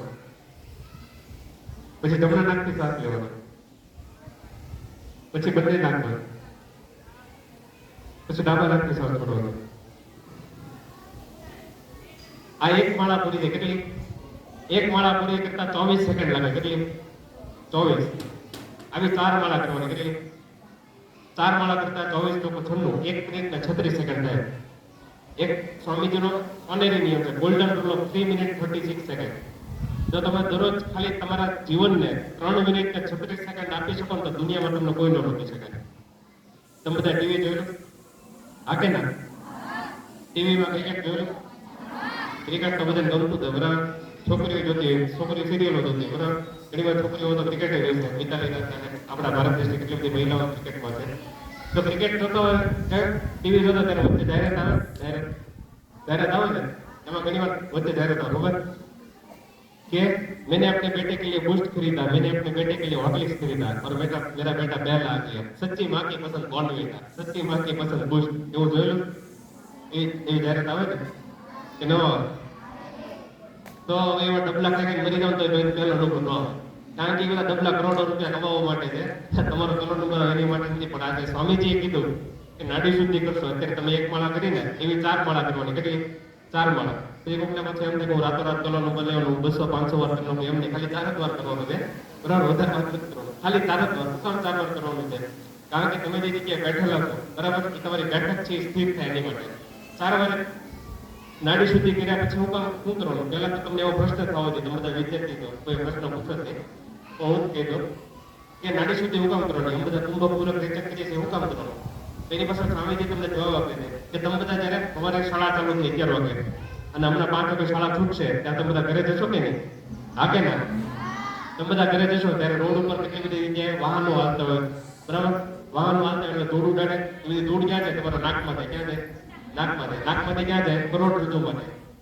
કરોડરજ્જુમાં જાય એટલે તમારી એકાગ્રતા ઘટી જાય. તો નાડી શુદ્ધિ કરો, ખાલી 4 જ વાર કરવાની, વધારે નહીં, ખાલી 4 જ વાર કરવાની. અંત પ્રાણાયામ આપણે જે કર્યું એને અંત પ્રાણાયામ કહેવાય. તો એનાથી જે નાડી શુદ્ધિ છે એટલે કે તમારી ઈડા ને પિંગલા નાડી છે એ શુદ્ધ થઈ જાય. એની પછી શું કરવાનું? તો હાથ આમ રાખવાનો. શું રાખવાનો? હાથ આમ રાખવાનો. હાથ આમ રાખીને ગોઠણ ઉપર રાખવાનો અને પછી આંખ બંધ કરીને બેસવાનું. આંખ બંધ કરવાની, બરાબર. બેસો તો હાલો બધા કટ્ટાર બેસો. હાથ આમ રાખો અને ગોઠણ ઉપર રાખો અને આંખ બંધ કરવાની. આંખ બંધ કર્યા પછી શું કરવાનું? તો ખાલી 2 જ મિનિટ આમ બેસવાનું છે. કરવાનું છે શું? તો તમારે ખાલી જોવાનું છે તમને કેવા વિચાર આવે છે. સારા વિચાર આવશે, ખરાબ વિચાર આવશે, દોડવાના વિચાર આવશે, ભાઈબંધને મળવાના વિચાર આવશે, બેનપણીને મળવાના વિચાર આવશે, શિક્ષકને મળવાના વિચાર આવશે, જમવાના વિચાર આવશે, બરાબર. કે પછી સાયકલ હકાવવાનો વિચાર આવશે, ટીવી જોવાનો વિચાર આવશે, જે કાંઈ વિચાર આવતો એ ખાલી 2 મિનિટ જોવાનું છે. શું કરવાનું છે? આંખ બંધ કરીને તમને જે વિચાર આવે છે એ ખાલી જોવાના છે, ખાલી 2 જ મિનિટ. બરાબર? હવે બધા આંખ ખોલી નાખો. ખાલી આટલું કરવાનું છે. તો ટોટલ કેટલો સમય લાગે? 3 મિનિટ 36 સેકન્ડ. કેટલો સમય લાગે? 3 મિનિટ 36 સેકન્ડ. જો ખાલી તમે 3 મિનિટ 36 સેકન્ડ દરરોજ એટલું કરો તો તમારી એકાગ્રતા ફટાફટ વધે. કેટલી વધે? તો 21 દિવસ કરો તો 5% વધે, 6 મહિના કરો તો 10 થી 15% વધે, 12 વર્ષ કરો એક સૂર્યમાળા, એક માણસનું જીવન 5 સૂર્યમાળાનું હોય, 60 વર્ષ. તો વધારે બહુ ભાગ્યશાળી તો 70 ભોગે, 80 ભોગે. ગામડામાં તો હજી થોડા ખારા જાય 70 80 ભોગી જાય. શહેરમાં તો નાના નાના બાળકો 9 વર્ષની છોકરીને હમણાં હાર્ટ એટેક આવી ગયો. તો જો તમારું જીવન સારું હોય તો 5 સૂર્યમાળા પૂરી કરી શકો. તો એક સૂર્યમાળા જે કોઈ પણ છોકરો કે છોકરી આટલું કરે 3 મિનિટ 36 સેકન્ડ, તો એની એકાગ્રતા વધી શકે. તમારા ખિસ્સામાં ભલે 1 રૂપિયો હોય, તમે ભલે સાવ ગરીબ ઘરે પેદા થયા હો, જો તમે 3 મિનિટ 36 સેકન્ડ એકાગ્રતાનું દરરોજ પ્રેક્ટિસ કરી શકો તો તમે એકાગ્રતા વધે. કેટલી વધે? તો સ્વામીજી કહે છે કે જે તમે એકવાર વાંચેલો ને તે તમને આખી જિંદગી યાદ રહે. સ્વામીજી હતા ને એ અહીંથી અમેરિકા જતા હતા. એના 1-2 ઉદાહરણ આપું પછી આપણે આગળ વધીએ ફટાફટ. તો સ્વામીજી અમેરિકા જતા હતા, વાહનમાં જતા હતા, ત્યારે તો એરોપ્લેન નહોતા. તો વાહનમાં જતા હતા તો વાહન હોય ને સવારે 6 વાગે લંગરેથી ઉપડે. પોર્ટ, બરાબર? આપણે ઇંગ્લિશમાં પોર્ટ કહે, ગુજરાતીમાં બંદર કહીએ. ત્યાંથી લંગર ઉપડે ને આગળ આવે. તો જે વાહનનો કેપ્ટન હોય ને એવું કરે, જે જગ્યાએથી વાહન ઉપડે ને ત્યાંથી છાપું લઈ લે. સ્વામીજી તો સવારે સ્વામીજી એટલે સ્વામી સવારે 4 વાગે જાગી જાય. એને આખી જિંદગી સવારે વહેલા જાગતા. તો સવારે 4 વાગે જાગી જાય એટલે સૌથી પહેલા છાપું એ વાંચે, કારણ કે કેપ્ટનને તો શીખને આકારવાનું હોય એટલે સૌથી પહેલા છાપું લઈને વાંચે. તો સ્વામીજીએ છાપું વાંચીને કીધું. અને એ આખા વાહનમાં 2 જણા ભારતવાળા હતા, એક સ્વામીજી હતા ને એક બીજા ભાઈ હતા. સ્વામીજી એ ભાઈને ઓળખતા. પછી એ ભાઈ છાપું લેવા ગયા. એ ભાઈ છાપું લેવા જાય તો કેપ્ટને કીધું કે ઉપર જઈને છાપું નહીં વાંચે, ઉપર બહુ પવન આવતો હોય, બરાબર? એટલે છાપું ઉડી જાય. તો નીચે કેમ તો નીચે બહુ ગરમી હતી, એને કે લાઈને ઉપર જઈને છાપું વાંચો. ઉપર જઈને વાંચો તો છાપું ઉડી ગયું. પછી ઓલો કેપ્ટન પાસે ગયો તો કેપ્ટન એને કેટલો બધો કીધા, તમે બધા ભારતવાળા આવો ડોબા, કેટલી વાર કીધું કે નીચે તો છાપું વાંચો, ઉપર જઈને ન વાંચો, છાપું ઉડી જાય. તે રોતો રોતો સ્વામીજી પાસે ગયો. સ્વામીજી ઓલો કેપ્ટન તો ત્યારનું કીધે કે છાપું ઉડી ગયું. સ્વામીજી કે લે એમાં હું મોટી વાત, તું એક પેન ને કાગળ લેતા હું છાપું આપું લખી નાખું. સ્વામીજી આપું પેન ને કાગળ લીધું, છાપું આપું લખી નાખ્યું. આવા તો કેટલા બધા ઉદાહરણ છે. સ્વામીજી જ્યારે અમેરિકામાં હતા, બરાબર, તો જ્યાં બધા કાઉબોય હતા ને હોય ને એ બધા શું કરે, આપણે ગુજરાતીમાં એને ભરવાડ કહીએ, બરાબર? તો અમેરિકામાં કાઉબોય છે ને ગોળ ટોપી કરે, હાથમાં બંદૂક હોય, ગોળ બૂટ કરવાનું, ઘોડા પર ફરતા. તો એ બધા કાઉબોય હતા ને એ બધા શૂટિંગ પ્રેક્ટિસ કરતા હતા, નિશાન લેવાની બંદૂકથી. એક નિશાન લાગતો નહોતો, નદી કિનારો હતો ને ઈંડાના કોચલા હતા ને બધા તરતા હતા. તો સ્થિર નિશાન ને આ તો ઝાડવું છે હલતું નથી, મારે આ ઝાડવાનું ગોળી મારે તો હાવ હેલી છે. ઉભા કે ઝાડવું હલતું નથી. જેને બંદૂક પકડતા ન આવડતો એ એને ગોળી મારી ગઈ. એક બે ગોળી મારે તો એક 5-10 ગોળી મારે તો એક તો વાગી જાય અંદર, કારણ કે આ ઝાડવું હલતું નથી. પણ નદી હોય ને ત્યાં નદીનો પવન, નદી ઉપર પવન એટલે તરંગ છે અને એની ઉપર પાછા ઈંડાના કોટલા કરતા હોય, ત્યાં નિશાન લેવાનું બહુ અઘરું છે. તો ઓલા બધા કાઉબોય હતા ને અડધી કલાકથી મહેનત કરતા, આખા પરસેવામાં રેપઝેપ થઈ ગયા. એ કઈ ગોળી વાગતી નથી. સ્વામીજી હતા ને પુલ પા ઉભા હતા. સ્વામીજી થોડું બેસ્યા, એ બધા કાઉબોય હતા ને તો ગુસ્સે થઈ ગયા. Oh you think that it is very easy, you take the rifle and shoot the shell, we will see how it is possible for you. સ્વામીજીને બંદૂક આપી દીધી કે જો કે તમને એવું લાગે છે કે કામ એટલું હેલું છે, તમે જો તમે નિશાન લો, અમે જોઈએ કે તમને કેવું નિશાન લેતા હોય. તો સ્વામીજી તેને જીવનમાં કોઈ બંદૂક હાથમાં લીધેલી હતી. સ્વામીજી પૂછે કે હા આવી કે શૂટ ધ રાઇફલ, મને શીખવાડો આનાથી નિશાન કઈ રીતે લેવાનું. ઓલા બધા એકબીજા મુજબ કે આ મને શું વાત કરે, આ તો જિંદગીમાં કોઈ એને બંદૂક હાથમાં નથી પકડી. તો પછી એને શીખવાડો કે જો અહીંથી ગોળી નાખવાની, અહીંથી નિશાન લેવાનું, ટ્રિગર લેવાનું, ટ્રિગર દબાવો એટલે ગોળી ફૂટે. સ્વામીજીએ શીખી લીધું, આંખ બંધ કરી નિશાન લીધું અને બધા ઈંડાના કોટલા એક ગાય વીંધી રહ્યા. તો ઓલા બધા કાઉબોય છે એકબીજા જોવા માટે તાળીઓ કરવાનું. This gentleman is expert in rifle shooting and he was asking how to shoot the rifle. આ માણસ છે એ તો 30-40 વર્ષથી બંદૂક હકાવતા એવું લાગે છે આપણને હમણાં બંદૂક કઈ રીતે ચલાવવાની. ત્યારે સ્વામીજી કીધું મેં આ પહેલા જિંદગીમાં કોઈ બંદૂક હાથમાં પકડી પણ નથી, પણ આજે આખો કમાલ છે કેનો છે? એકાગ્રતાનો છે. કેનો છે? એકાગ્રતાનો. હું દરરોજ ધ્યાન કરું છું, બરાબર, એને કારણે મારી એકાગ્રતા વધારે છે. તમે લોકો ધ્યાન કરતા નથી એટલે તમારી એકાગ્રતા ઓછી છે. જો તમે દરરોજ 3 મિનિટ ને 36 સેકન્ડ 2 મિનિટ આંખ બંધ કરીને ધ્યાન કરી શકો ને 1 મિનિટ 36 સેકન્ડ નાડી શુદ્ધિ કરી શકો તો તમારી એકાગ્રતા ફટાફટ વધે. તમે ભલે ગમે ત્યાં જન્મ લીધો હોય, બરાબર, ગરીબ મા બાપને ઘરે લીધો કે કરોડપતિ મા બાપના ઘરે, તમારા ખિસ્સામાં ભલે 1 રૂપિયો પણ ન હોય તો તમે ફટાફટ આગળ વધી શકો. બરાબર, એનાથી એકાગ્રતાથી. તો આથી એકાગ્રતા, સૌથી પહેલી વસ્તુ આપણે શીખ્યા આત્મશ્રદ્ધા. શું શીખ્યા? આત્મશ્રદ્ધા. બીજી વસ્તુ નિર્ભયતા. ત્રીજી વસ્તુ એકાગ્રતા. ચોથી વસ્તુ છે આદર્શ. શું છે? આદર્શ. આદર્શ એટલે શું? તો આદર્શ એટલે એક રસ્તો, ધ્યેય, એમ. બરાબર, ઇંગ્લિશમાં એને એમ કહેવાય, ગોલ કહેવાય. તો સ્વામીજી કહે છે કે બે છોકરા ને બે છોકરી છે. એક છોકરો કે છોકરી છે એના જીવનમાં આદર્શ નક્કી છે કે એને શું કરવું છે. બીજો છોકરો કે છોકરી છે એના જીવનમાં આદર્શ નક્કી નથી. તો સ્વામીજી શું કહે છે કે જે છોકરાના કે છોકરીના જીવનમાં આદર્શ નક્કી નથી 50,000 ભૂલ કરશે. શું કરશે? 50,000 ભૂલ કરશે. પણ જે છોકરો કે છોકરી છે એના જીવનમાં આદર્શ નક્કી છે એ 500 ભૂલ જ કરશે, હાવ ઓછી ભૂલ કરશે. એટલે સ્વામીજી શું કહે છે કે માણસનું જીવન કેવું છે? સાવ નાનું છે. માણસ આખી જિંદગીનો ભૂલ કરે તો પ્રગતિ કરી શકે નહીં, સફળતા ન મળી શકે. એટલે સ્વામીજી કહે છે કે જો સફળતા કરવી હોય તો તમારી પાસે શું હોવું જોઈએ? આદર્શ હોવો જોઈએ. હું તમને એક આદર્શની આ નાની એમથી વાર્તા કહું. એક છોકરો તો તમારી જેમ જ સરકારી શાળામાં ભણતો હતો. 1 થી 8 ધોરણની સરકારી શાળામાં ભણ્યો. એની શાળામાં હવે એક કાર્યક્રમ થયો. હવે કાર્યક્રમ થયો એટલે એક મહેમાન આવ્યા એટલે એ છોકરાને એમ થયું કે આ કોઈ મહાન વ્યક્તિ લાગે છે. કારણ કે એ મહેમાન આવ્યા એટલે આખી શાળાનું વાતાવરણ બદલાઈ ગયું. સાંજે જયારે ઘરે ગયો ત્યારે એના માસી આવ્યા હતા. એના માસી એને પૂછ્યું કે આજે તારી શાળામાં કાર્યક્રમ હતો? તો એ છોકરે કીધું હા. પછી એના માસી પૂછ્યું તને ખબર છે તારી શાળામાં કોણ આવ્યું? કે ના ના. ત્યારે એના માસી કીધું તારી શાળામાં કોણ આવ્યું? તો કલેક્ટર આવ્યા હતા. કોણ આવ્યા હતા? કલેક્ટર. તે છોકરાએ પૂછ્યું કે કલેક્ટર એટલે કોણ થાય? તેના માસી કીધું કલેક્ટર એટલે જિલ્લાનો રાજા થાય. એ છોકરાએ તમારી દીકરી ઉંમરમાં નક્કી કર્યું કે મારે શું બનવું છે? કલેક્ટર બનવું છે. શું બનવું છે? કલેક્ટર બનવું છે, જિલ્લાનો રાજા બનવું છે. એ છોકરો 1 થી 8 ધોરણ પ્રાથમિક શાળામાં ભણ્યો. 9 થી 12 ધોરણ માધ્યમિક ઉચ્ચતર માધ્યમિકમાં ભણ્યો. સરકારી શાળામાં જ ભણેલો પહેલેથી. એ ગેરંટી આપે છે કે તમે મારે શાળામાં જઈને જોવું તો જોયો હતો. ચોકડામાં કોઈ ગેરહાજર નથી. મને તાવ આવતો ને તો હું શાળાએ જાઉં. હું કામ? કારણ કે મને ચિંતા હોય કે જો આજે શાળાએ નહીં જાઉં તો શિક્ષક જે ભણાવશે મને આવડશે નહીં. એટલે એ છોકરા પહેલેથી જ તે શાળાએ રેગ્યુલર જતા. બધા શિક્ષકો એને મદદ પણ કરતા. અને એ દેશે ગરીબ પરિવારમાંથી આવતો હતો. એના મમ્મી પપ્પા હતા એ મજૂરી કામ કરતા હતા. એના જન્મ પછી એના મમ્મીએ રોટલી બનાવવાનું કામ ચાલુ કર્યું. એના પપ્પા હતા ઇલેક્ટ્રિક ફિટિંગનું કામ કરતા. અને પછી આ જે છોકરો હતો 12મું ધોરણ પૂરું થયા પછી એને પરીક્ષાની તૈયારી ચાલુ કરી. 2016માં હસમુખભાઈ પટેલને મુલાકાત થઈ. આ ગુજરાતની જ વાત છે, ભાવનગરની જ વાત છે. આગળ તમને કહું છું કે આદર્શ હોવો ખૂબ જરૂરી છે. તો હસમુખભાઈ પટેલ સાથે એની મુલાકાત થઈને એને જિંદગીમાં નક્કી કર્યું કે ગમે થાય મારે આઈપીએસ બનવું છે. બરાબર. અને પછી તો કોરોનામાં જે પોલીસનું કામ હતું એ જોયું અને પરીક્ષા દેવા પરીક્ષા દેવા જતો હતો ત્યારે એનો એક્સિડન્ટ થઈ ગયો. આખો લોહી લુહાણ થઈ ગયો. એને એક દાંત બાકી ગયો. ઉભો થઈને ભગવાનને કીધું કે હે ભગવાન તારો કુકુ આવે મારો એક હાથ ખીચાયો. પાટાપીટી કરાવી સીધો પરીક્ષા દેવા ગયો. આખા ભારતમાં પહેલો નંબર શું કહે 1 થી 1000માં નંબર આવ્યો. 500 ની આસપાસ એનો નંબર હતો. 523 હતો. એને હજી પહેલી નોકરી ભાવનગરમાં મળી. ક્યાં મળી? ભાવનગરમાં. બરાબર. એનું નામ છે આઈપીએસ સત્યનારાયણ સાહિત્યમાં નામ આવેલું છે. તો કેટલા બધાને એમ થાય કે 22 વર્ષની ઉંમરે તમે આઈપીએસ બની ગયા તો કાંઈક ચમત્કાર છે. ચમત્કાર નથી. આની પછી સ્વામીજી એવું કીધું કે એને નાની ઉંમરમાં આદર્શ નક્કી કરેલો. શું કરેલો? આદર્શ નક્કી કરેલો. સ્વામીજી કહે છે કે તમે પણ આદર્શ નક્કી કરો. તમે બધા ફેર પદ્ધતિ ભરેલા છો? હા કે ના? હા કે ના? ફેર પદ્ધતિ પડતા હમણાં હાથ મૂકી દે તો શું થાય? પડી જાવ ને? હા કે ના? તમે બધા ખોખો રમેલા? ખોખોમાં ઝડપથી ગોળ કરવું તો શું કરવું પડે? દોડવું તો પડે પણ ઝડપથી ગોળ કરવું હોય બરાબર. ગોળ કરવું હોય ને તો 2 છેડે થાંભલા આપેલા. આ તો હજી બરાબર તો ગોળ આપેલા બરાબર. આ જિલ્લા કક્ષાની રમત હોય ને ત્યાં 2 છેડે થાંભલા આપેલા. તમે ઝડપથી ગોળ ન કરી શકો, સીધું દોડી શકો, ગોળ ન કરી શકો. ગોળ કરવા માટે તમારે થાંભલો પકડીને ગોળ કરવું પડે. સમજાણું? હવે જો થાંભલો પકડીને ગોળ કરવા જાય તો તમે બેઠા પડી જાવ. તમે બધા રિક્ષા બસમાં બેઠેલા છો? હા કે ના? રિક્ષા બસમાં બેઠો તમને ઊંઘ આવી ગઈ હોય અને ઢાળ આવે તો શું થાય? પડી જાવ ને? પછી તમે જાગતા હો આગળની સીટનો દાંડીઓ પકડી રાખેલો, લોકોનો સરિયો પકડી રાખતો તમે પડી જાઓ? હા કે ના?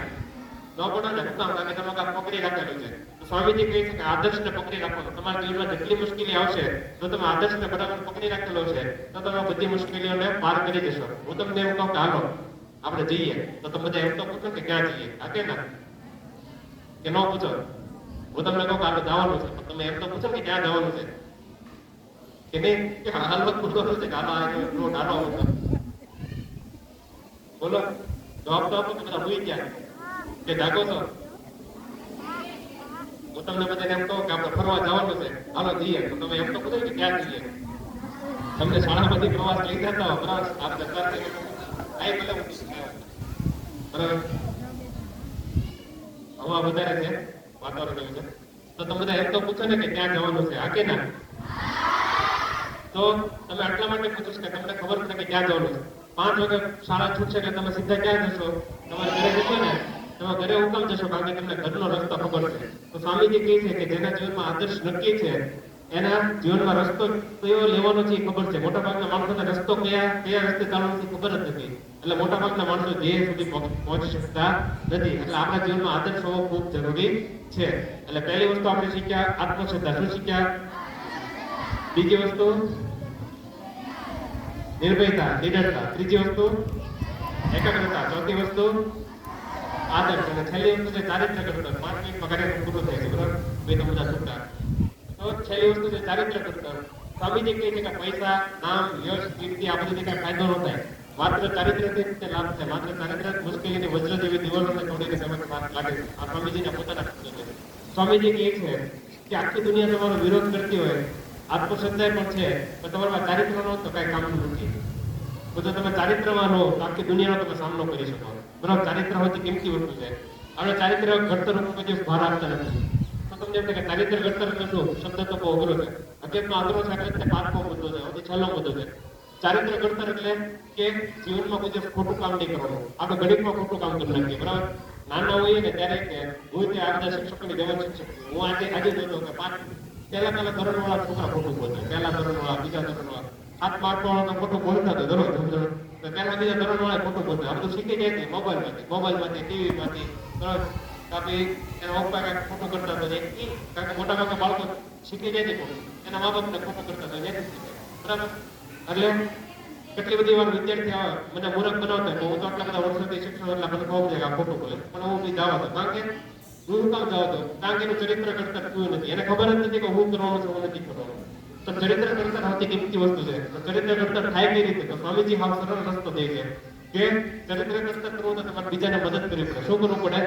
બીજાને મદદ કરવી પડે. પણ આપણે તો કેવી મદદ કરીએ? આપણે ચોરી કરવા મદદ કરીએ પરીક્ષામાં. આપણું જે કરતો ઓલા હું જાઉં, આપણે આવી મદદ કરીએ. આમાં કઈ ચરિત્ર ઘડતર ન થાય. જાણો, જો ચરિત્ર ઘડતર હકીકતમાં કરવું હોય તો તમારા ભાઈબંધ કે બેનપણીને કહો કે હું તને દાખલો શીખવાડીશ કરી પણ પરીક્ષા વખતે નહીં. આખું વર્ષ તને શીખવાડીશ. સમજાણો? તમને ઘણી વાર એવો પ્રશ્ન થાવ, આમ તો કોઈ પ્રશ્ન એને પૂછ્યો જ નથી. બરાબર? મને ઘણી વાર આપણે કોઈ વિદ્યાર્થી પ્રશ્ન કેમ નથી પ્રશ્ન થવો જોઈએ. તમને એવો પ્રશ્ન થવો જોઈએ કે આ બધા શિક્ષકો છે અમને ભણાવે છે તેને આવડે છે એવું કામ એટલું બધું? બરાબર? એની પાછળનું કારણ છે કે સંસ્કૃતમાં એક શ્લોક છે કે જે શિક્ષકો કે જે લોકો હંમેશા જ્ઞાન વેચતા હોય એટલું જ્ઞાન વધે. પરીક્ષામાં ચોરી કરાવો એની જગ્યાએ જો તમે તમારા ભાઈબંધ કે બેનપણીને હકીકતમાં મદદ કરાવવા માંગતો હો તો આખું વર્ષ એને દાખલો શીખવાડો અને કહી દો પરીક્ષામાં તમે ચોરી નહીં કરાવો. એનાથી શું થશે કે તમારું ચરિત્ર મહાન બનશે. ખાલી એટલું જ નહીં, પણ જ્યારે તમે ઘરે નવરા બેસો, બરાબર, જ્યારે તમારું ઘરકામ થઈ જાય, હોમવર્ક પૂરું થઈ જાય, ત્યારે તમારા મમ્મી પપ્પાને મદદ કરો. આજે શહેરમાં કોઈ છોકરી કામ કરવા દે રોટલી બનાવતી નથી બનાવી. હમણાં હું એક જગ્યાએ ઊભો હતો, મારા વિદ્યાર્થીઓ માધ્યમોમાં હતા.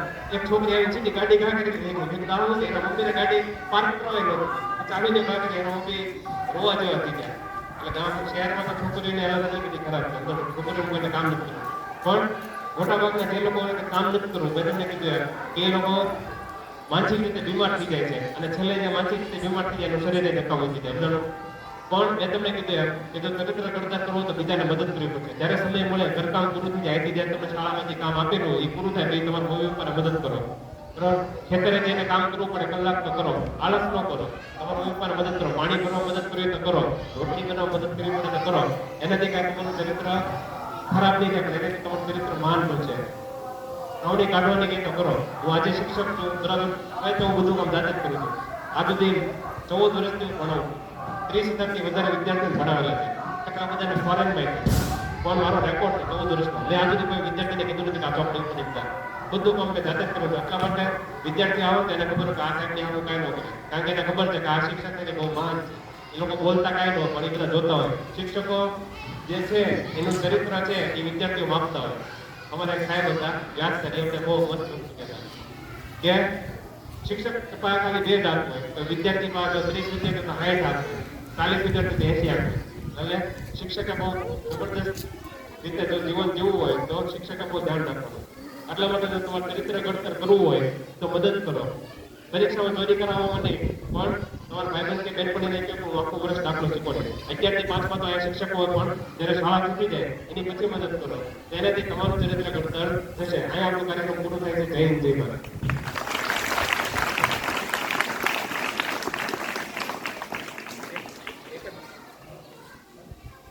પુસ્તક વેચી આપણે અહીંથી બધાને પુસ્તકો મળશે બરાબર ફોટા મળશે પછી તમને આપણે એક ફોટો પડાવશું પછી આ શાળા ઉપરથી પિક્ચર બનશે ને તમારે જોવું તો જોઈ શકો તમારો ફોટો હશે એમાં બરાબર જેથી કરીને 5-10 વર્ષ પછી 15 વર્ષ પછી જ્યારે તમે મોટા થાવ ત્યારે તમને યાદ આવે કે સ્વામીજીનો આવો એક કાર્યક્રમ થયેલો પણ ફોટો જોવો જોઈ શકો બરાબર અહીંથી બધાને પુસ્તક આપશે પછી આપણે ફોટો પડાવશું પછી આપણે તમે બધા જે વર્ગખંડમાં જાઓ ને બરાબર શિક્ષક જે આપણે સર જે સૂચના આપી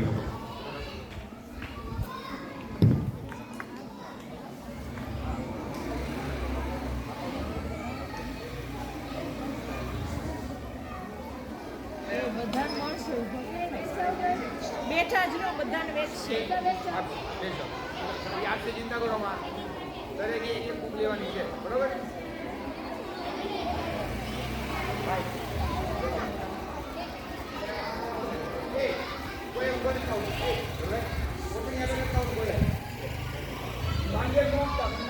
છોકરા લાઈનમાં છે ને લાઈનમાં એક પોતાની લઈ પાછા ટૂંકો જવા પોતાની એક પાછા ટૂંકો જવા કોઈ એક પોતાની લઈ પાછા ટૂંકો જવા કોઈ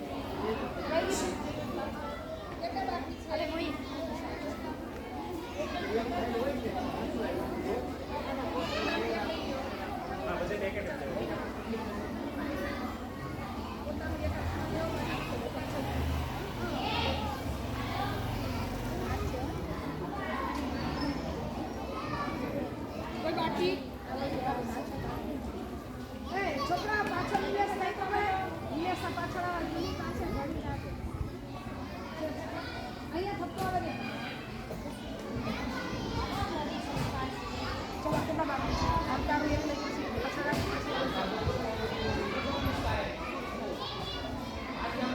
પોતાનું એક લઈને બહાર જવા દે થપ્પો બાજુમાં પોતાનું એક પુસ્તક લઈ લો અહીંયા બાજુ આવવા દે લઈ લે આવશે તારા બાજુ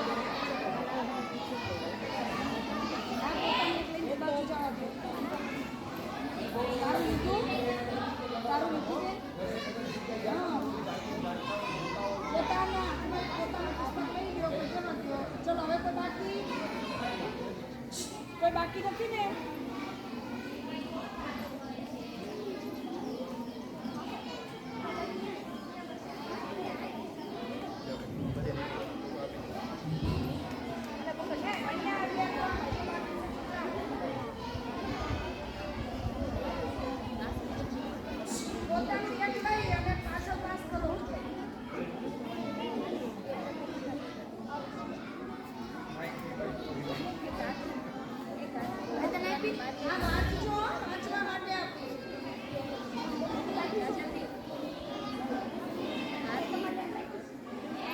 દરેકે એક જ લેવાનું છે બરોબર જે આવ્યા છે એને મળવાનું છે હાજર હોય એને ગેરહાજર છે આ એવું નહીં ગેરહાજર છે કંઈ નથી હાજર છે એને મળવાનું છે બરોબર કોઈ ભાઈબંધ બેન પણ લેતા નહીં તે માંગતા નહીં પાછા બરોબર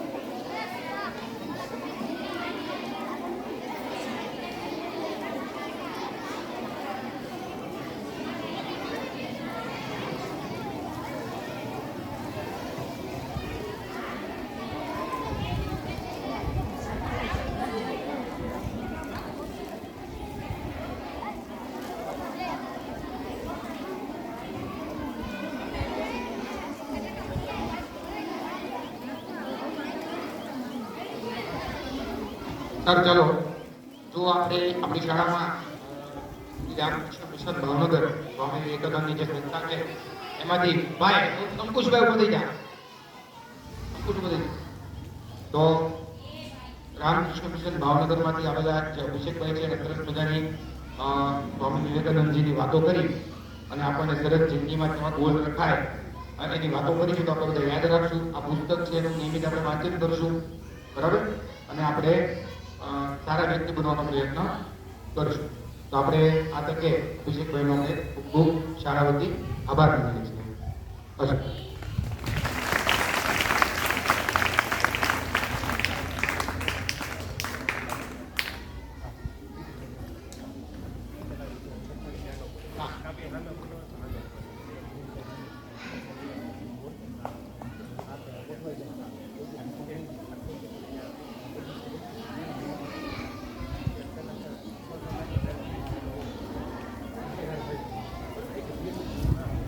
સારું, 6 થી 8 ના બહેનો છે, 8 માળા બહેનો ઉભો થઈ જાય, ઓટલા ઉપર ઉભો રહે, ઓટલા ઉપર સમજાઈ ગયું? પહેલે ઓટલી ફટાફટ કામ કરજો, હું બોલું યાર.